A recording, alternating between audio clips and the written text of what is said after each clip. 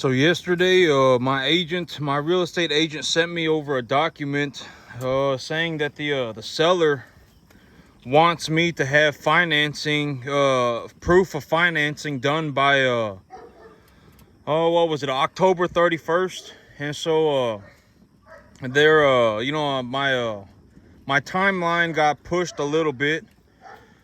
And so right now I figured that what I'm gonna do is that when you see this animal right here, if you want to take a look at him, this is the animal with the swollen foot. And I thought the swelling had gone away, but the swelling is still there. If y'all want to see, y'all can actually see it better if you see it from the back right here. But if you take a good look at that front left foot right there, he's got a swollen joint right there. And so y'all can see that right there. And so this animal, so I got 3 animals like that right now, but none of them are having none of them are having major issues. They just got a swollen joint, and I took them to the vet, and the vet says it's not a big deal. They just got fluid in their joint from a previous injury. And so I figured that what I'm gonna do is that I got 3 animals like that right now with a swollen joint, and what I'm gonna do is I'm gonna eat one of them. And then I'll sell the other 2. And so I'm gonna take a look at the 3. I'm gonna see which animal looks the best in terms of their meat quality. I'll eat one of them and then I'll sell the other 2. And yesterday my agent gave me a form saying that the seller wants me to have financing done by October 31st. And so I originally thought that I needed everything done by December, by the end of December. But my timeline got pushed back by about 2 months, but it's not a big deal. And so, but this animal right here, the one with the swollen leg, I brought him in last week. I brought him in 10 days ago. And when I brought him in 10 days ago, he weighed 487. 485. He weighed just about 485. And so any animal that is bigger than him is essentially over 500 pounds. I mean, he probably weighs about 500 pounds right now. And so if you take a look at my herd, I mean, we can just go through the top. You know, this animal right here is bigger. That animal right there is bigger. Oh, this animal right here is bigger. This animal right here is bigger. That animal right there is bigger. Right? I mean, I can just go across the top and I can see which animals are bigger. That one right there is bigger. And so if, you know, and I've been saying that if they're 550 pounds, I'm going to go ahead and sell them. And so what I'm going to do, and here's the thing is like, so I was taking a look at my timelines and what do I need to get done at what time. And if I'm going to get financing done by October 31st, I'm going to clear up my credit as much as I can. And as I clear up my credit, I'm going to tell you, because, okay, so when you clear up credit, it takes about a month for the credit bureau to pick up that you've cleared up your credit. And so if I need my financing by October 31st, and but, you know, there are some lenders that will lend against the balance sheet. You know, and so I got to go and talk to different lenders. I got to see what I don't want to end up paying 2% more in interest because my credit score is at a 650, right? I mean, if I just clear my credit score right now is like a 620. And if I just, if I just sell about 5, 6, 7, 8 animals and pay off, half of my debt, pay off a third of my debt, then my credit score will go up past 700 pretty rapidly, and I'll still have like 25, 30 cattle. You know, I could clear up all of my debt and still have like probably if I cleared up all of my debt, I'd probably still have about 15 cattle left over. And on 15 cattle, I'd probably make about 20 grand. And so this Monday, I'm probably going to take 5 or 6 animals to market. But, one thing that happened was that I realized that the property next door to mine, the property that I'm buying right now, the property that I'm buying right now, there's a 75, the owner owns the field next to it too, and they had the field up on the market for a little bit, and then they took the field down. I'm not exactly sure why they did that, but they're from my understanding, they're also looking to sell the field right next to it. And so if I buy both the fields, I can actually buy 122 acres. And so right now I'm in the process of asking them, I'm getting them to possibly sell me that property as well. And so, right now, because I can already tell you, and here's another thing that I'm gonna do is I got another heifer. I got a couple of heifers over here. They're just real pretty heifers, and I'm gonna start holding heifers back. That one right there, she's an unregistered beef master. I actually went to the rancher and bought this animal, and I saw her mother and her father, and her mother and her father are both registered beef master animals, and they're very good looking animals. And that's the girl right there. And so I'm gonna keep her right there. I'm gonna keep her, and then I'm also gonna I named her Nala. This one I named her Nala, and then I got another little very pretty heifer over here. And so you can tell, like when I look at her, she's very well, she's got a very mild temperament. She don't run away. She don't go, she's not scared or nothing, and look at her. I mean, if you take a look at her, I named her Missy, and so I'm gonna keep her too. I'm gonna keep her as I'm gonna hold her back, and I've already talked about. Okay, so I guess this is a good time to actually tell y'all what I'm talking about. I said that when I look into raising mama cows, the big reason for me to raise mama cows, and if y'all take a look at her, you can see she got long legs, wide hips, thick body, got a lot of fat on her. She's muscular and fat at the same time. She got long legs and wide hips. This is a good animal right here to hold. This is a number 1 type animal, maybe a 1- or so. And so I figured that I'm gonna keep this one. But the big idea of holding heifers back, is that if I make too much money, and when I make too much money, I need to, when I hold the heifer back, when I make too much money, if I don't want to make any more cash, let's just say I want my investments to grow, but I don't want to make any more cash, right? I already have a massive amount of cash. I don't want any more cash, right? And so I just want my investments to grow. Then that's a very good time to buy a mama cow. That's a very good time to start investing in mother cattle, because when you buy them, like this animal right here, she's not even going to be ready to have a calf for maybe another 7-8 months. I would say she's maybe maybe she's about 400 pounds, and realistically I want to get her to about 750 pounds before I put a bull on her. And so it's gonna, maybe that'll take another 5 months, right? I mean, this animal's not going to be ready to have a calf until maybe she's about about a year old. And so I'm gonna hold her back, and here's the way to look at it financially, is that if I buy an animal, let's say I'm in the situation where I'm buying animals and selling animals. If I buy an animal for $700, when I buy an animal for $700, let's say I put $250 into that animal. I bought the animal for $750, and I put $250 into the animal. And then I take her to the sale barn, and I get a $1,400 for her, so I made a $400 profit. Now I'm stuck in a situation where I either pay taxes on the money that I've made, or I reinvest it. And so, the big idea of holding heifers back is whenever, whenever you're stuck in a situation. For me, how I see it is, like, if you're in the cattle business, I'm in the cattle business, and here's what I'm talking about. Whenever I'm in a situation where it's like I just made way too much money. When I make way too much money and I don't want any more money, I want to keep my investments. I don't need any more money, right? Realistically, $11,000, $10,500 cash a month is more than enough money to practically do whatever I need to do.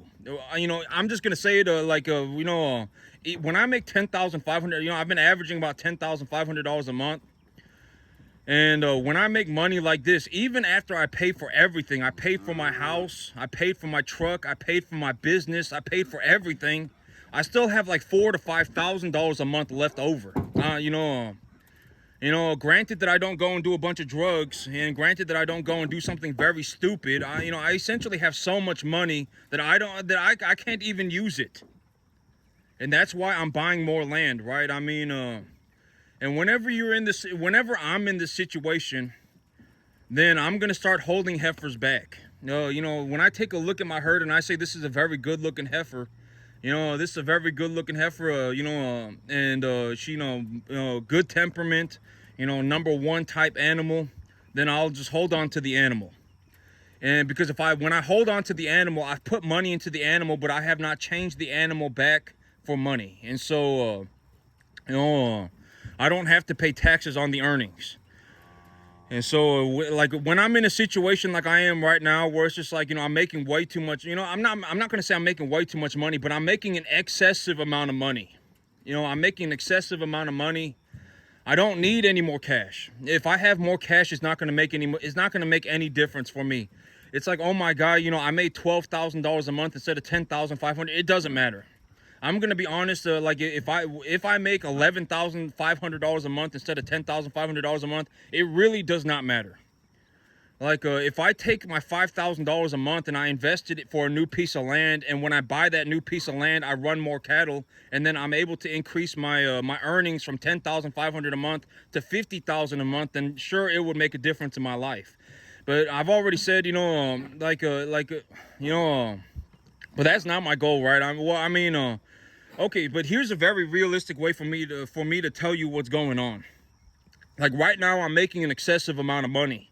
I essentially make more money than I could ever use. This field, I would say, when I run this field at maximum capacity, I probably make about $10,500 a month.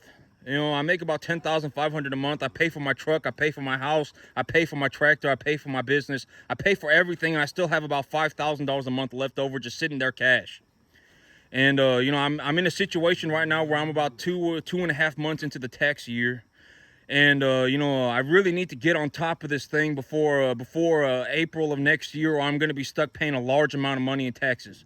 I'll probably be, it might even be upwards of $40,000 to $50,000 in taxes. If I don't invest the money that I make, I'll have to pay about $40,000 to $50,000 in taxes.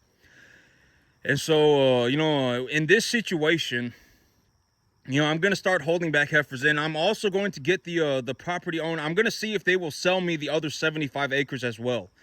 Because the field that I'm buying right now, it was being sold with the other field. Originally, it was being sold as a 122 acre field. But then they cut it into a 47 acre field into a 75 acre field. And now they took the 75 acre field off the market. And and now they're selling me the 47 acres. And so I'm just like, sell me all 122 acres. Just go ahead and sell me, if you want to sell it to me, we can make a deal on it, and I'll just buy it from you, right? I'll buy it from you, and we'll just call it a day. And so I'm in the process of buying, I would like to buy 122 acres, but, right now I'm buying the 47 acres, and, I'm buying the 47 acres, and I'm going to see if they will sell me the other 75 as well.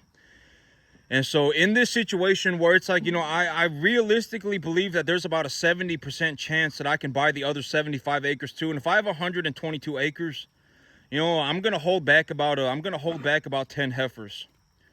And I'm going to hold back 10 heifers. I'll make a little 20-acre pen for the heifers for the mama cows and the bull to run around, and I'm going to start holding heifers back.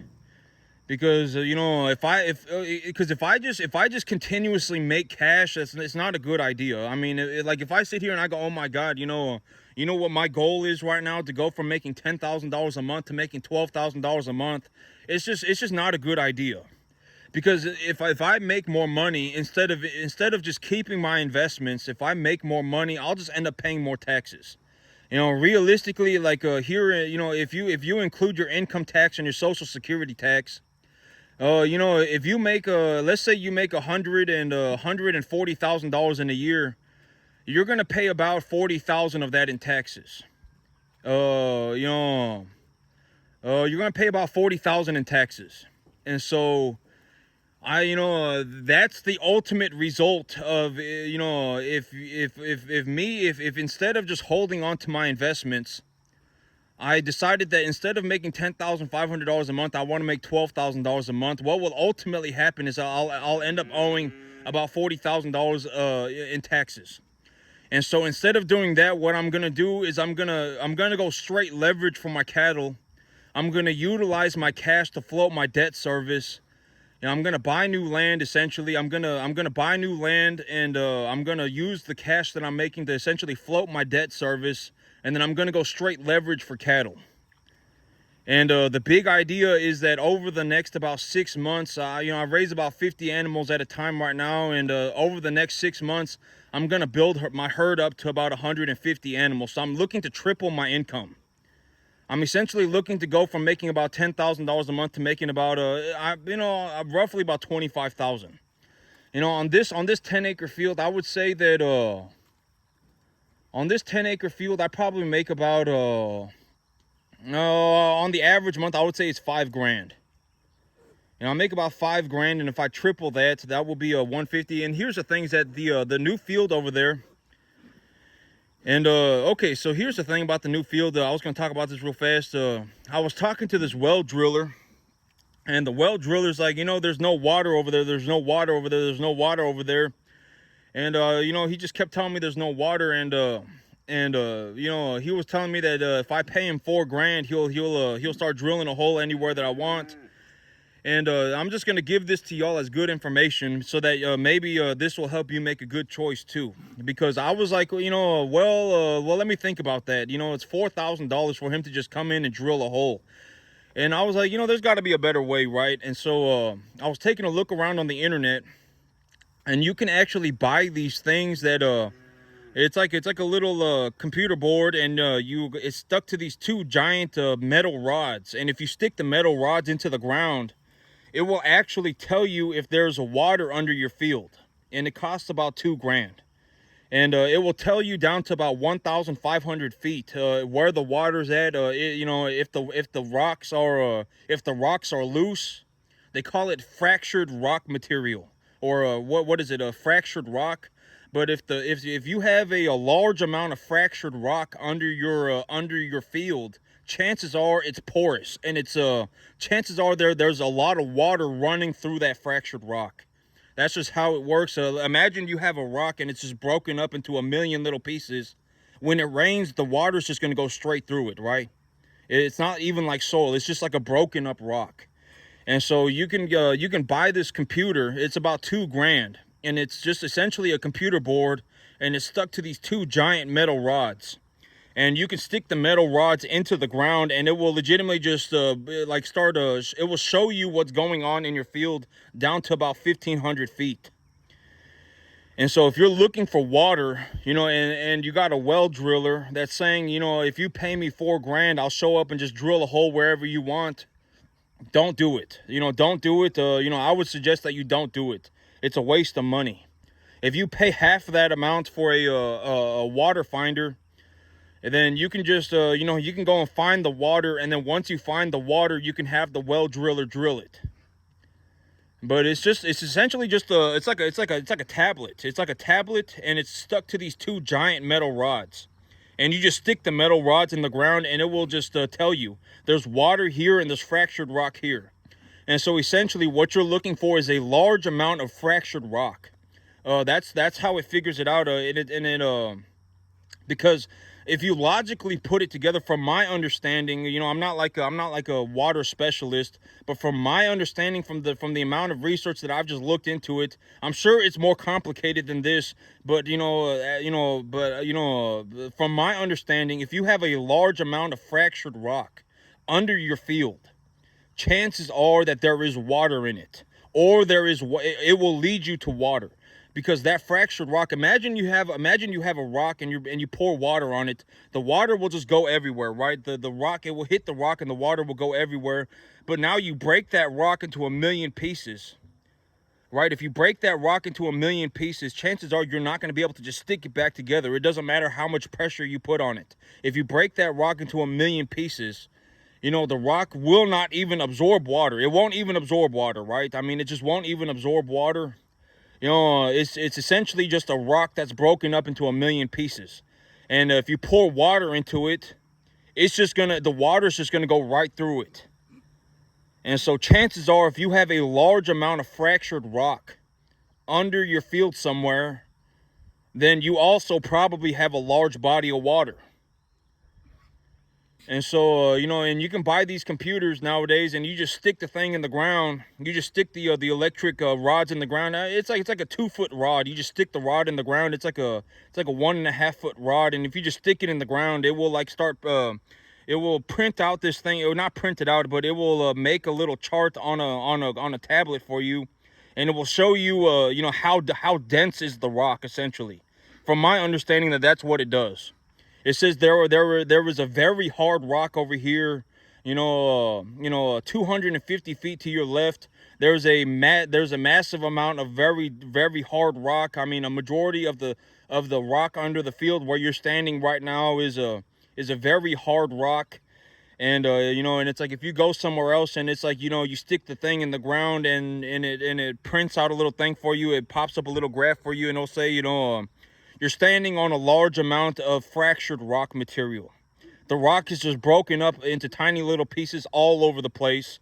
Then chances are, then that is where you'll find water. And so what I'm gonna do is I'm gonna buy that computer, you know, because I was talking to this man. He was just telling me there's no water on your field. There's no water on your field. There's no, and it's like, you know, I'm, you know.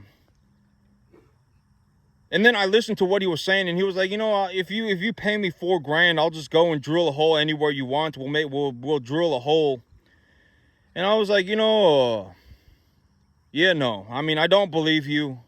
I'm gonna go and do it for myself. I'm gonna go and look into it, and I looked into it, and I found this computer.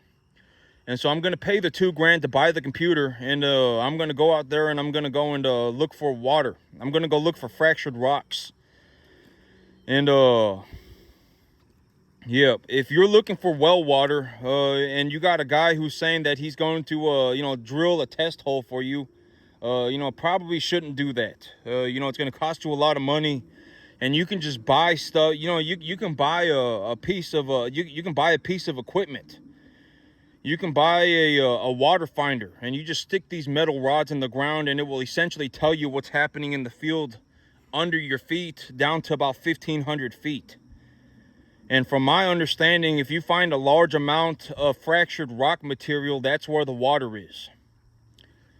Or if you find an area where there's no rock material at all, it's just an empty space, chances are that empty space is also where water is, right? I mean, if you have a massive amount of fractured rock, and under that massive amount of fractured rock, you just have a big old empty chamber, chances are that water's going through that fractured rock and just sitting in that empty chamber, right? I mean, let's just use our common sense here. You know, if you got a massive amount of fractured rock and then you got a big old empty chamber, there's something empty in the ground 1,500, you know, 350 feet below you, then chances are then that thing, you know, that chamber is filled with water. And so I'm going to buy that computer. I got the fence builder over there this week. The fence builder is going to be over there this week, you know. From my understanding, the fence builder is going to be over there this week. And then I got to go get the well drilled. And I'm also going to see if I can convince the people to sell me the other 75 acres as well. And yesterday, the real estate agent sent me a piece of paperwork saying that the seller wants my financing. They want a proof of my financing by October 31st. So they pushed my deadline back a little bit. And my big idea right now, I'll probably start taking animals to the sale barn about 5, 6, 7 at a time. And I'm just going to clear up my debt. I'm going to clear up my debt, and I'm going to start talking to the banker. My big idea is that I want to utilize my cash flow to service my to float my debt service for the property, to float my debt service for the business, and then realistically, I want to go 100% leverage for cattle. I want to go 100% leverage for cattle, and then I'm going to utilize my I'm going to utilize my cash to float my debt service. That's the big idea for my business, because when I clear up my credit, essentially, when I clear up my credit, this is now my one opportunity. About once every year or so, about once a year, this is my opportunity to open up new credit lines. Because when I open up new credit lines and I utilize the credit lines, my credit score goes down the tank pretty fast. And so I really don't want to be I don't really want to be opening up new credit lines when my credit score is not good, right? And so, realistically, I get about one chance every year to open up new credit lines. And so it's kind of a big deal. How much money am I going to ask for? What am I going to talk to the banker about? How much money am I looking to get, right? I mean, why am I looking to get that amount of money? Everything like that. What am I going to do with the money that I have right now? How much do I, and all that stuff. This is my one opportunity a year to open up new credit.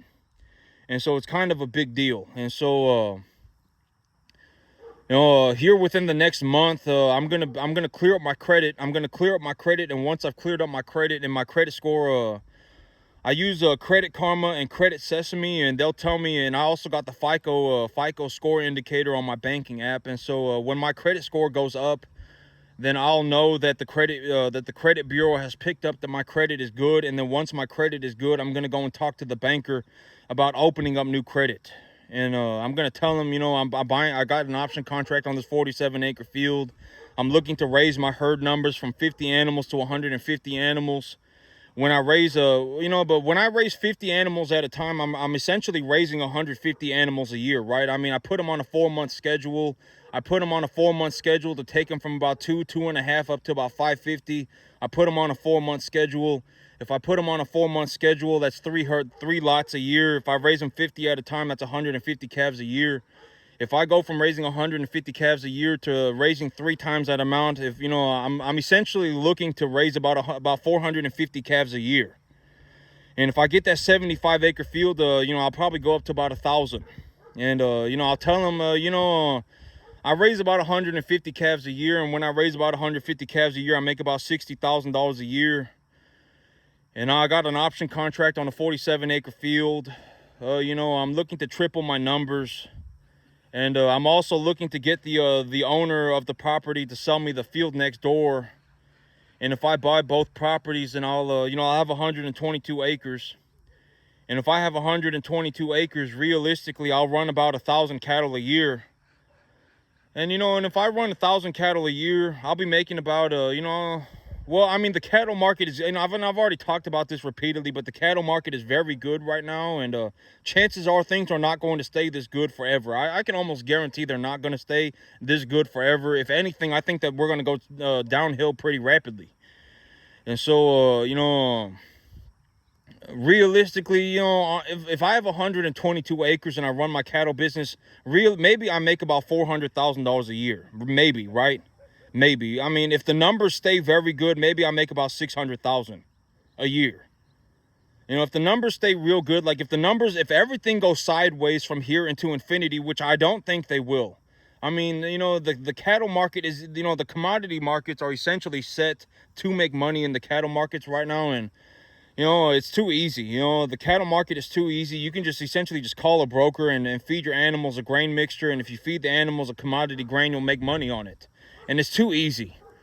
And so, like, if the numbers go sideways forever and I have a 122-acre field, maybe I'll make about 600,000 a year.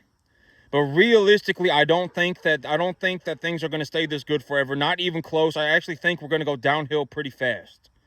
And so, really, I would say on a conservative estimate, I will make about $400,000 a year. And right now on a 10-acre field, I make about $60,000 a year. I make about $60,000. That's my numbers on this field right now. Not, within a 7% plus or minus, within a 10% margin, I make about $5,000 a month. It might be $4,500. It might be $5,500. So, you know, within a 10% margin, that is actually how much money I make on this field right now. On a 10.5 acre field, I make about $60,000 a year. And so, I mean, if everything goes sideways and I just continue to do what I'm doing, just sideways, the corn market goes sideways, the cattle market goes sideways, then I'll make $600,000 a year. But realistically, I don't think that that's going to happen. And so, maybe about a 350, 400,000. You know, maybe I'll make 350, 400,000 on a 47 acre field, plus my 10.5 acre field. You know, maybe I'll make maybe I'll do about 25,000 a year in the cattle, or 25,000 a month in the cattle business. You know, because if I do 5,000 here and then I get another field and I put 150 calves on it, and now I'm running that's 4 times as much. Maybe I'll do about 20,000 a month. You know, maybe I'll make about 20,000 a month. And even right now, even on this 10.5 acre field, I'm essentially making so much money that I'm actually having to do things to reduce my earnings. You know, like I'm having to go and buy feed, like I'm buying feed to reduce my earnings. And then, I'm feeding it to the animals. And when I feed it to the animals, I'll make money. And I'm actually even going to start holding heifers back. You know, I don't really want to sell my heifers. So I'm going to, if I find a very good heifer, I'll keep her. You know, the others, I'll sell them. But when I find a real good one, I'll keep her. You know, I got 2 right now, and, realistically, I want about 10. And so I got 2 good heifers right now, and, I'm going to hold on to them because, if I sell them, that's the thing is if I sell them, if I turn them into money, the extra $1,000, the extra, whatever it may be, the extra $1,000 a month, it's not going to do anything for me, right? I mean, like let's say, here's a realistic way to look at what I'm doing. You know, I make $10,500 a month, right? I make $10,500 a month. And let's say I go from making $10,500 a month to making $11,500 a month. It doesn't matter. You know, the money does not do anything, right? I mean, the extra $1,000 a month is irrelevant. And so I need to start thinking, what is going to save me money is if I take the cash flow that I'm producing right now, this field, let's say it makes me about $4,000 to $5,000 a month, right? Let's say it makes me $5,000 a month on the average. If I take that $5,000 a month and I buy a new field with it, and when I buy a new field with it, I triple my cash flow, that will change my life. It's like, I went from making $10,000 a month to making $25,000 a month. Then sure, that's an amount of money that would actually it would actually change my life. But if I go from making $10,000 a month to making $11,000 a month, it's not going to change my life, not even one bit. And realistically, if my big it's like, if I don't do things to reduce my income tax burdens, let's say I just make $11,000 a month and I just sit around with $11,000 a month, I'll end up owing about $40,000 in taxes. And so, realistically, it's a multi-dimensional situation. If you make money, and I've already said this repeatedly, but in America, if you make more money, it's actually easier for you to make money the less money that you make. The poorer you are, the easier it is to make money. That's how the system is set up in America, and it might be the only country in the world where it's actually easier for you to make money if you're poor. Legitimately, if you're in America and you're poor, there is something very wrong. I mean, it's like, how did you manage to do that? And here's a way to look at it.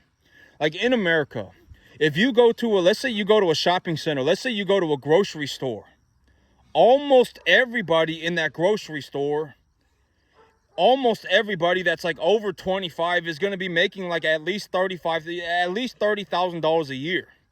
Everybody. And now imagine that you go to let's say you go to a different country other than America. Let's say you go to a third world country and you go into a grocery store, almost nobody's going to have money. Legitimately in America, you can practically go anywhere and just be surrounded by money all the time. I mean, legitimately, you could drive around the corner and go down the street and just see millions of dollars worth of things. And America is the only country like that. One of the very few countries in the world that is like that. There is so much money in this country. There is such a massive amount of money. It's like if you somehow are in, like, if you're in America and you're somehow poor, I don't know how that happened. Like, how did you possibly manage to do that? You know, you're legitimately in a country where there's just like millions of dollars worth of stuff everywhere that you go, and you couldn't even make a tiny fraction of money. How did you possibly do that? You know, like me, I make about $60,000 a year running cattle in my backyard on a 10.5 acre field. Right? I mean, it's like, it's like, how did you possibly, I don't understand, you know, I don't want to understand. Don't tell me. I'm not asking for you to tell me, you know, but it's like, when you take a look at my field, it's like, you know, I'm on a 10.5 acre field and I'm running beef cattle and I make $60,000 a year. Right? I mean, there's legitimately money everywhere. Like, you know, like you could legitimately go around the corner and it's like, now you got this, you know, $50 million shopping complex everywhere. There's legitimately money everywhere. You know, and America might be the only country like that. You know, one of the very few countries on the entire planet that is like that. You can legitimately go anywhere and there's just money everywhere. You know, and it's like, you know, and it's like, how did you, you know, it's like, you know, 35, you know, it's like, I'm not asking, you know, I'm not asking for you to tell me. It's like, you know, it's like in America, if you really take a look at it, the poorer that you are, the easier that it is to make money. It really is. You know, it's like if you're poor, it's actually easier for you to make money. And you need to think about that. It's like you were put in like the easiest situation known to man and you still failed. Congratulations. Right? I mean, you know, it's like if you can't make it in America, you can't make it anywhere. You know, legitimately, you can't. I mean, you know, it doesn't get any easier than America. I mean, you could go right now and you could, you know, this is what I've been saying too. It's like if you genuinely felt like it, everybody in the country could legitimately wake up tomorrow, start an LLC. Like, you know, like if okay, so let's just say this. Let's say there are, you know, let's say out of everybody, you know, let's say there are 50 of you that say that you want to be a cattleman, right? Out of all of you, there's 50 of you that want to be a cattleman. All 50 of you, if you felt like it tomorrow, you could wake up and you could start an LLC and you can go and run 150 calves a year and make your $60,000 a year. You could. Nobody's stopping you. I mean, you know, at the end of the day, but it's like, you know, it's like when you say you want to be a cattleman, are you actually sure that you want to be a cattleman? Like, are you actually sure? Have you actually even thought about doing the work? Right? Like, have you actually even thought about becoming a cattleman? Have you actually even thought about it? Like, have you even spent 10 minutes thinking about what you're talking about? Like, are you sure you actually want to be a farmer? You know, like if you want to make $60,000 a year, you're going to have to run about 150 calves a year. It's like, are you sure that is something that you even want to do? You know, I mean, you got to think about it, right? I mean, you know, forget the money. I've already told you that my business here, maybe it costs me about $1,000 a month. You know, for me to run my business, it costs about $1,000 a month. So forget the $1,000, you know, forget the money. You know, forget the money. And it's like, are you actually sure that you even want to be a cattleman? Like, are you sure you actually even want to be a farmer? Like, have you thought about it? Like, you know, have you spent any time thinking about it? You know, like if you want to make about $60,000 a year, you'll have to run about 150 calves every single year. And that will be your $50,000, $60,000 a year. It's like, are you sure that is actually what you want to do, right? Are you sure you actually even want to run a business? You know, like, you know, I legitimately take you through my life. And I show you, you know, I run a business and this is how much money I make. This is how I do it. You know, it's like, forget about the money. You know, the $1,000 a month, I've always said that, you know, like the $1,000 a month that it costs me to run my business is negligible money. I mean, at the end of the day, the $1,000 is not going to make or break anybody. I mean, I can almost guarantee you, like, if you gave me $1,000 a month, if you gave me, you know, even $100 a month, I could turn that into about, you know, $100,000 in about 2 years. You know, $100 a month, what is that? I could legitimately go to the bank and get a loan for $10,000 for $100 a month. And realistically, like if I was in a situation where I had about $1,000, if I had about $500 a month and I just got in the cattle business, I could realistically turn that money into about 100 grand in about 2 years. And it wouldn't even be that difficult. I would just do what I'm doing. I would bring home, I would take a look at the feeder cattle market, take a look at the commodities markets, take a look at the overall situation, find something advantageous for me and then capitalize on the advantage, right? I mean, right now, the feeder cattle market, I take a 10% deduction. I cut the number in half. I go to the sale barn. I look for 1 to 1.5 type medium, large frame animals. And when I take the amount of money that I'm looking at to the sale barn, what I'm usually looking for is a 200 to 350 pound animal, right? Corn is sitting at about 400, 410. I pay about 160, 170 a ton for corn delivered. If I put them on right now in the front yard, I got a grass that's about 5 to 7% protein and about 50% energy.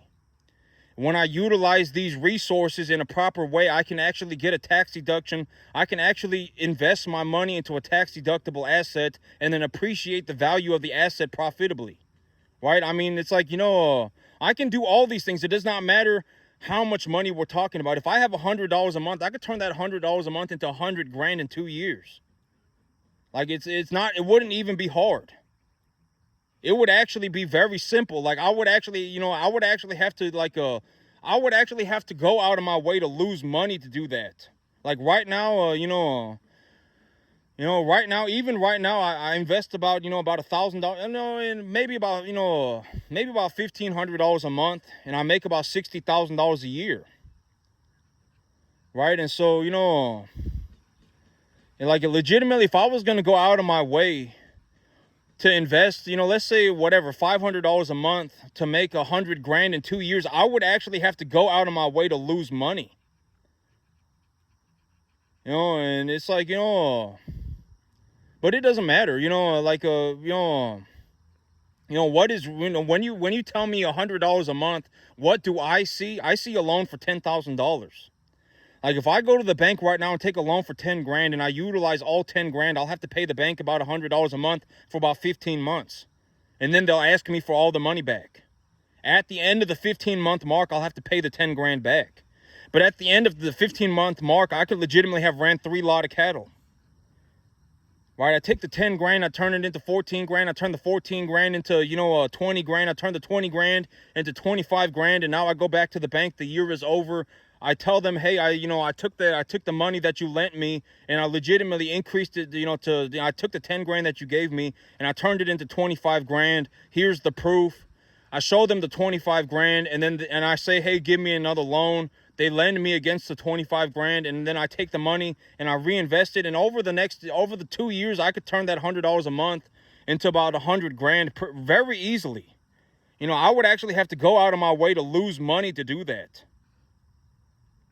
And it's not hard. I mean, it's like when I take a look at my feed resources right now, it's like, I can buy a very high quality hay for $225 a ton delivered. I can buy a prairie type hay for $80 a ton delivered. I can buy corn for $160 a ton. I can buy urea for about $550 a ton. I can buy dried distiller grains for about $340 a ton. Everything delivered, right? And so it's like if I have 10 grand, what could I do with that 10 grand? Well, I can purchase 2 tons of urea. If I purchase 2 tons of urea, that's about $1,100. That's $1,100. Right now I'm sitting on a field that's about 7.4 pH and a 2E minus soil crop class identification. The soil pH is at about a 7.4. And when I've from the data that I've collected, even though my soil pH is a bit high, I need to put a little bit of potassium on my soil. And, I take a look at my soil class. I take a look at my soil. It's a clay loam, 7.4 pH, 2E minus cropland classification. And it's like, well, what? And then I anticipate that I'm going to get 3 to 4 inches of rain a month, over the spring and over the fall. And if I get 3 to 4 inches of rain a month, and the weather has to be somewhere between 70 and 85 degrees Fahrenheit for me to get maximum biomass accumulation on my grass, then under these circumstances, what would I do, right? I mean, well, I would plant a winter wheat when it was, if I only had one shot to do it. It's like, You know, plant a winter wheat on a like my grain drill right now. That's a very good example. My grain drill right now, I pay like $70 a month for my grain drill. I mean, you can buy a grain drill for about $70 a month, and that grain drill, I mean, you can plant 10 acres in about it will take you about maybe about 2 hours to plant a 10-acre field with that grain drill. And so, and then I put if I bought 2 tons of urea, or if I mixed urea with ammonium sulfate, or excuse me, if I put it with potassium sulfate, and or if I got a 5:1:3:1 NPK sulfur ratio fertilizer, and I put 200 pounds of it per acre, and that would give me about 50 pounds of nitrogen and about in a 5:1:3:1 ratio. So 10 pounds of phosphorus, 3 pounds of potassium, or 30 pounds of potassium, and 10 pounds of sulfur. And when I do that, then the weather is between 70 and 85 degrees Fahrenheit, and I get 3 to 4 inches of rain a month, about 1 inch of rain a week. Then I'll be able to grow winter wheat at practically maximum biomass accumulation, right? And then I take, so far I've used what, $1,500, so that leaves me with $8,500. I take the $8,500 and I buy 10 cattle. That's 7,500 cattle, or that's $7,500 for 10 cattle. I buy 10 cattle, and then I take the $1,000 that I have left over. I buy $500 worth of antibiotics and vet visits. I take them to the vet. I buy antibiotics, and then the other $500. Let's say I buy 2 tons of corn and a half a ton of distiller grains, and then I feed the distiller grains and the corn to the animals. Depending on how the quality of the grass looks. If the grass is coming in too good, then I'll buy prairie hay instead, right? I'll buy 2 rolls of prairie hay or whatever I may do. And it's like, it doesn't matter, it doesn't matter what the situation is, realistically, like if I was going to go out, I would actually have to go out of my way to lose money.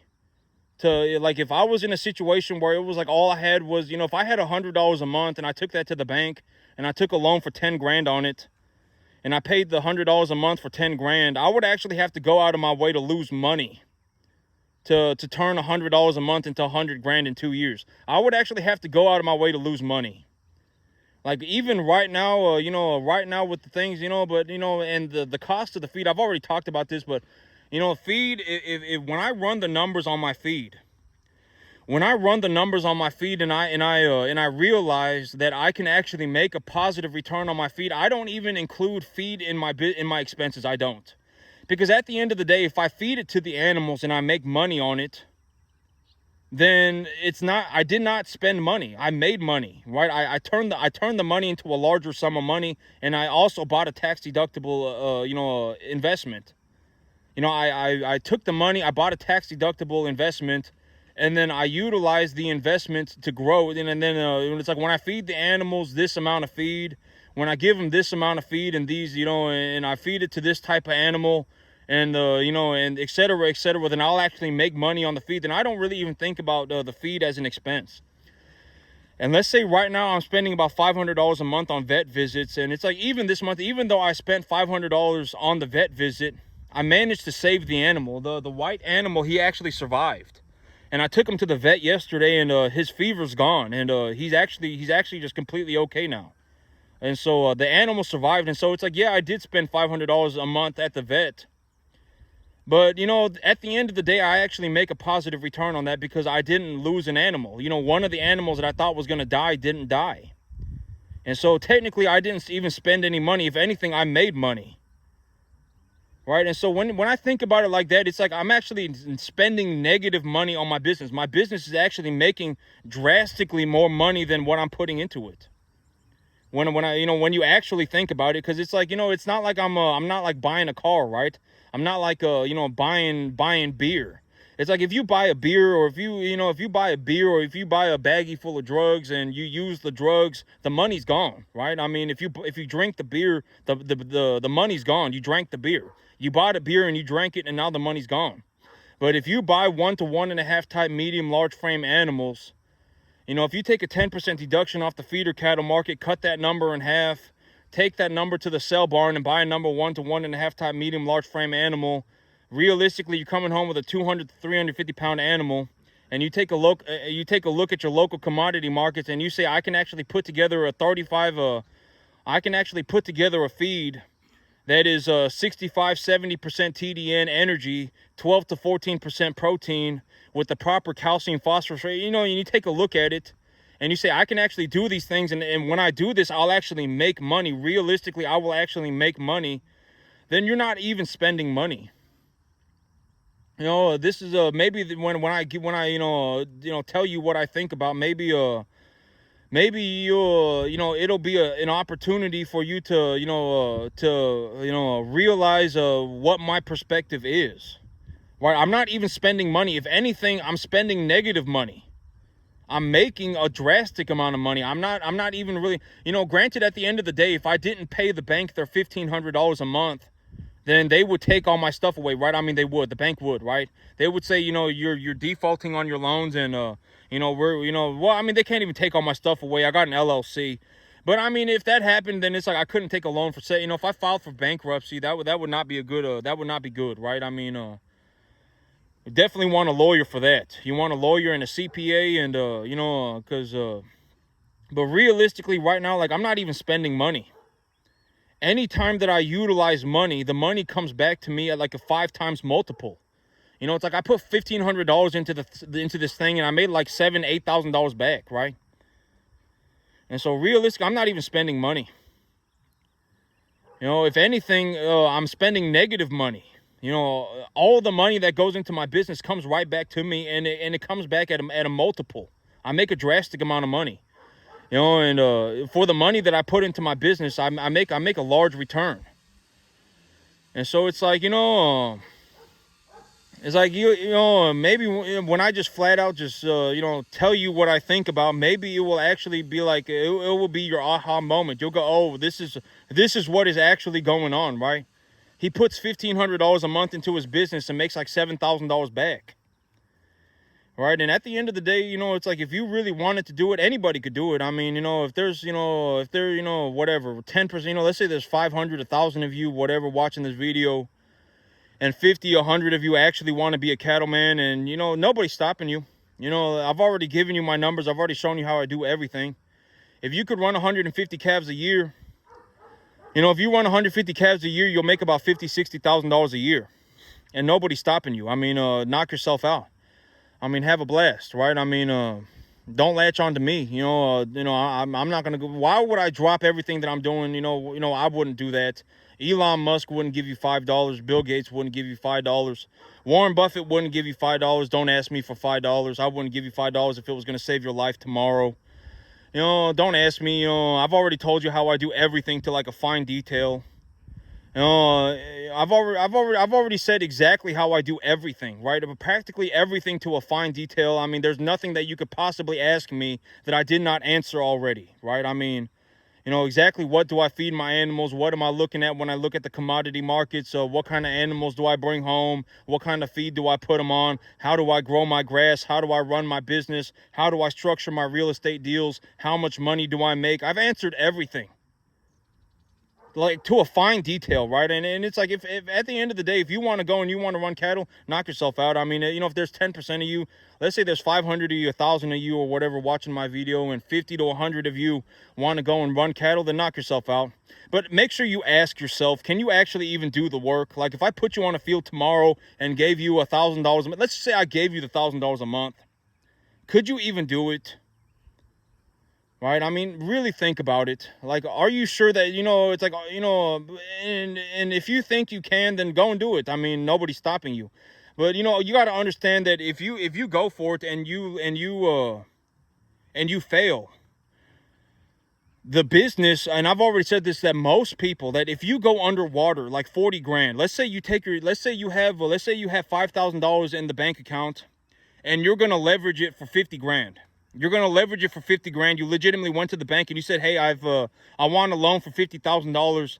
And the bank said, okay, and you're running your numbers, and the bank says, okay, we'll give you a loan for 50 grand.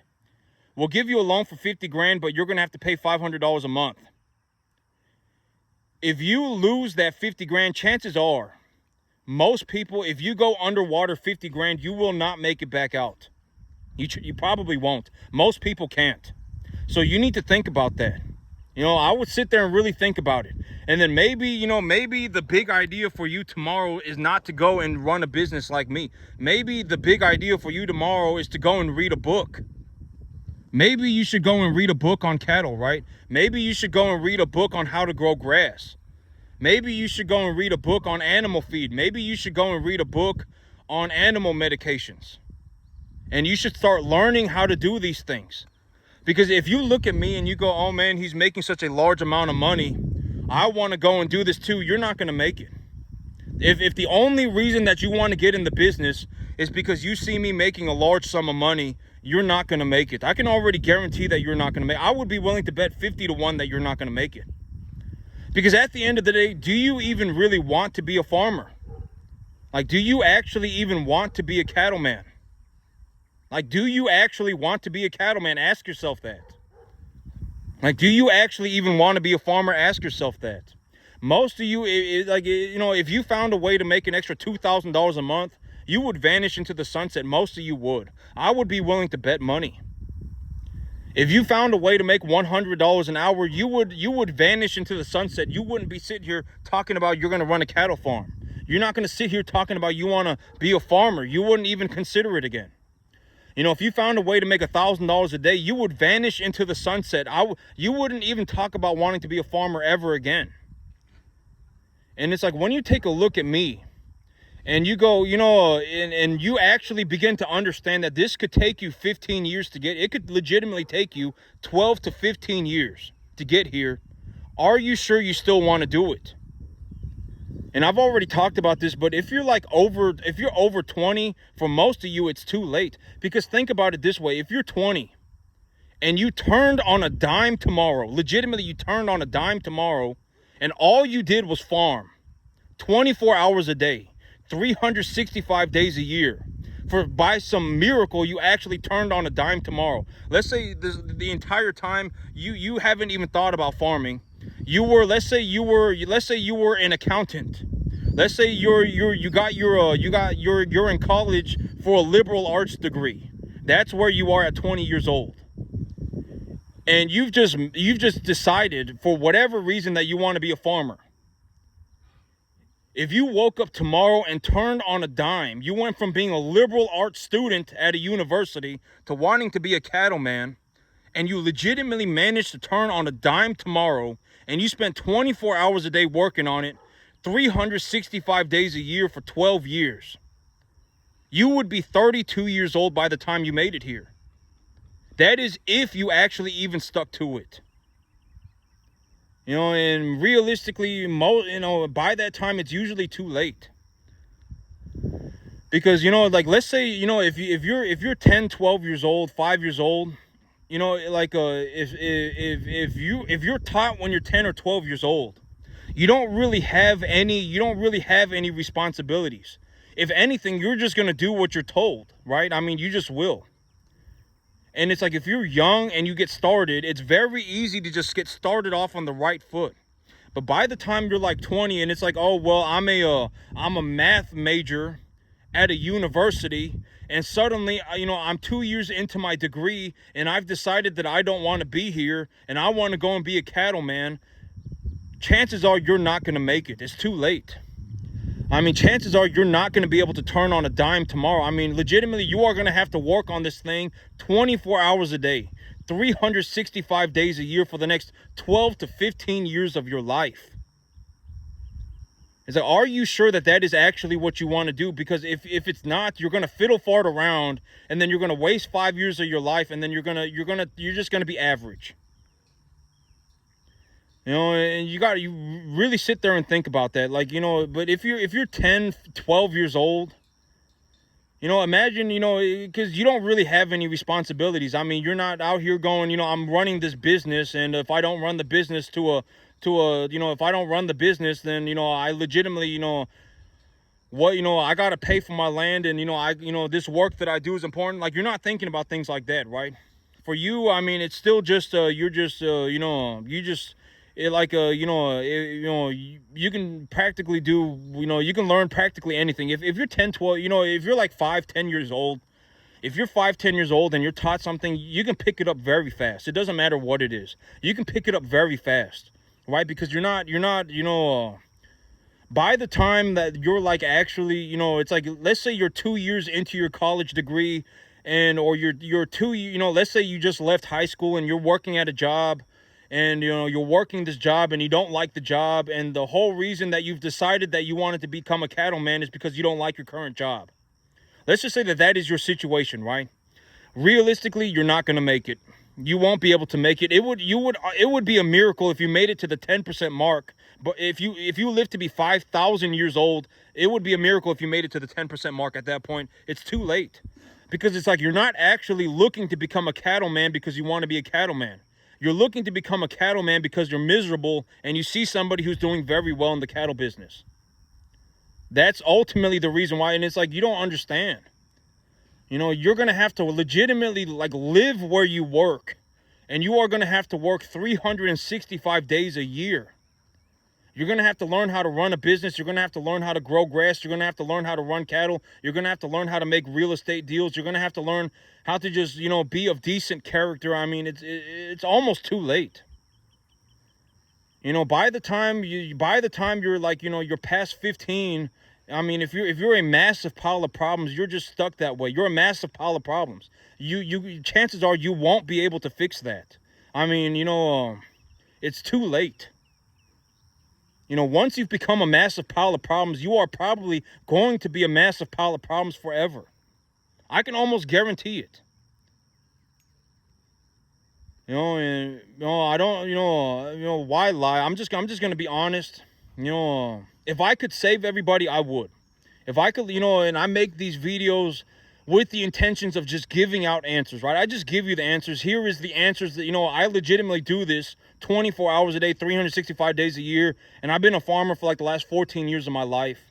I was a crop man before I was a cattleman, and I would highly suggest that you do the same thing too. I would highly suggest that you go and learn how to grow crops before you learn how to run cattle. I would just highly suggest it. And I've already told you why. And it's like, and it's, if you want to go and you want to do this, and, it's like, you got to understand that, if you're fast, you'll get it done in 12 years. But chances are, at a certain point, it's just too late. It's too late. I mean, it doesn't matter what it doesn't matter. I mean, you're a massive pile of problems. And if the only reason you want to get in the cattle business is because you see me making a bunch of money in the cattle business, you're not going to make it. It's too late. I mean, I don't know what else to tell you. I mean, if you still want to go for it, then knock yourself out. Have a blast. I mean, go for it. Don't latch on to me. I swear it on my life, I will kick you into a hole before I even attempt to help you. I will not even attempt to. I'm dead serious. I will legitimately kick you into a hole. Like, don't ask me for help. If you say you want to go and do it, then go and do it. I mean, don't go and, oh my God, I want to do it, and then I'm going to latch on to this guy as hard as, don't do, I will legitimately kick you off of me, and then I will bury you in a hole. I'm not going to help you. I mean, you're on your own. I had to do this on my own too. I'm a first generation farmer. I figured out how to farm by myself. Now, I'm not going to say I figured it out by myself. I read a lot of books. And I tried a lot of things, and I did a lot of trial and error. So that's it for me today, YouTube. Y'all have a good one.